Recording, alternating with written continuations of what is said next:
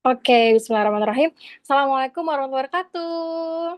Halo teman-teman semua, gimana nih kabarnya?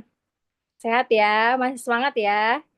Iya, kita harus tetap selalu semangat ya teman-teman menghadapi ujian yang nanti akan kita hadapi ya.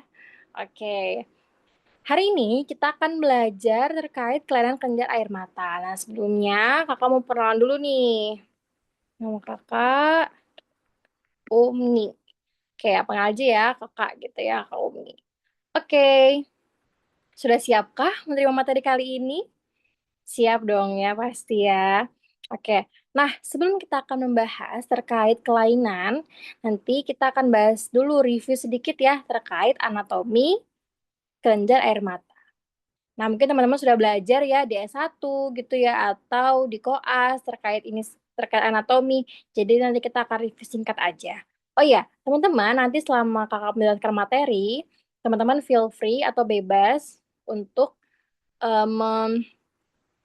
bertanya ya, jika nanti ada yang ingin tanyakan, langsung raise hand aja, atau bisa langsung chat di kolom chat, gitu ya. Nanti akan dibacakan, agar tidak lupa ya, apa nanti bisa, aduh, tadi mau nanya apa ya, lupa gitu ya, biar nggak lupa gitu, oke?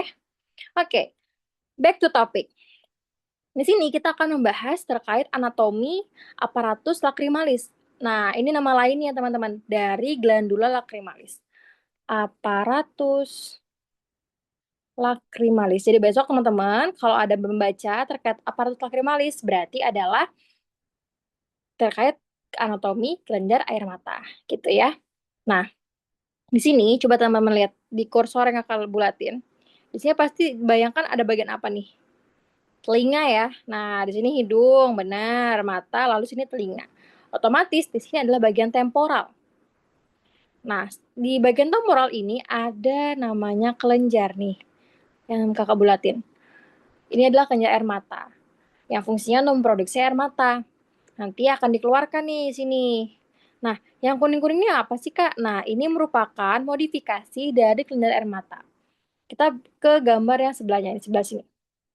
Dari gambar ini, yang paling sering keluar ya di ujian, yaitu ada yang bagian outside dan inside. Nah, apa sih maksudnya? Itu kelenjarnya ada bagian luar dan bagian dalam. Bagian dalam itu nanti bagian yang berbatasan langsung dengan bola mata. Yang luar yang di luar gitu ya.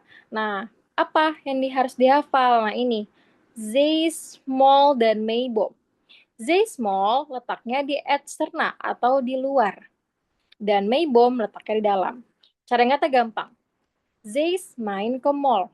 Mall kan di luar ya. Nah, itu berarti Zeis dan mall di luar. Sedangkan Maybom di dalam. Gitu. Selain itu, selain tadi lokasinya, juga dihafalkan juga untuk yang dikeluarkan produk sekresinya. Kalau yang Zeiss dan Maybom itu minyak. Oke, sedangkan mol air untuk sekresinya. Oke. Nah, lanjut. Apa sih Kak proses yang terjadi di aparatus lacrimalis gitu ya? Nah, jadi air mata ini keluar nih, akan tersebar di seluruh permukaan mata.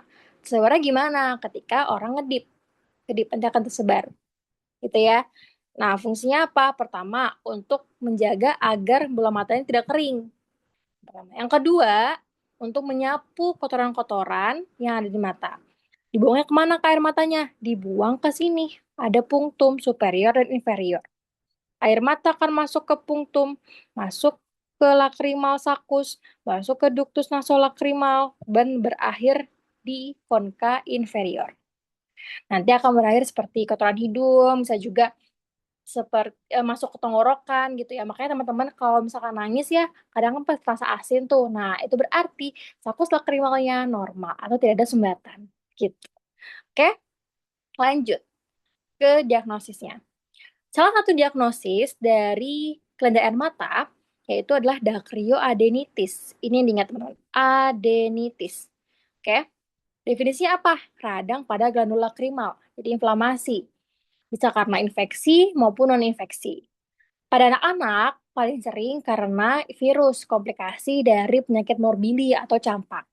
Dan pada dewasa, biasanya dia karena trauma, gitu ya. Jadi ketika ada trauma, mungkin ada sumbatan ya, atau ada inflamasi di bagian glandula lakrimal, jadilah bengkak.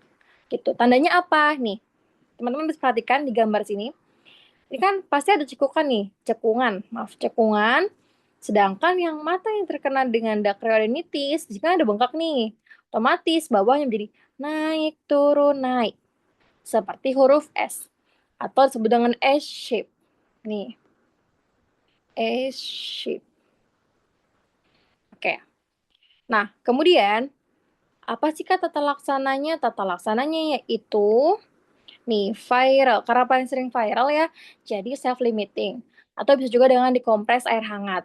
Kompres kain hangat. Jadi kain dengan air hangat gitu ya, dikompres. Atau bisa juga dimasase.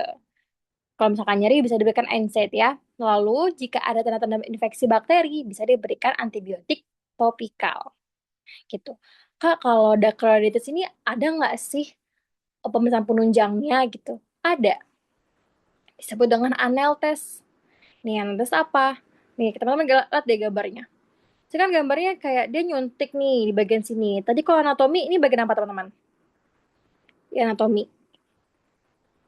Iya, benar. Punktum ya. Sini ada punktum. Berarti dia apa? Menyuntikkan cairan ke dalam punktum. Melewati punktum. Gitu. Cairannya apa? Cairannya NaCl. Nanti akan dilebarin nih punktumnya dengan dilatator, lalu masuk nih jarum anelnya ke dalam kanal di kuli sampai masuk ke sakus lakrimal. Lalu dikeluarkan, disemprotkan gitu ya. Nanti akan terasa asin. Sama kan seperti air mata, akan terasa asin tenggorokan. Kalau misalkan terasa asin, berarti itu tes anelnya positif. Oke, asin positif. Ingat ya, jangan terbalik. Kalau misalkan tidak asin, nggak ada rasanya nih, berarti negatif. Nah, ini nanti akan membedakan dengan diagnosis banding lainnya, seperti dacryocystitis. Gitu. Jadi kalau dacryoadenitis, dia kan keluhannya di sini ya. Nih, di temporal sini. Nggak ada kaitannya sama ini. Berarti kalau misalkan dacryoadenitis, dia tes anelnya positif, ya kan? Karena tetap merasakan asin. Seperti itu. Nah, mungkin sekian materi yang kakak sampaikan. Jika ada yang belum dipahami, bisa nanti tanyakan di grup ya. Sekian, maaf jika ada salah kata. Assalamualaikum warahmatullahi wabarakatuh. See you.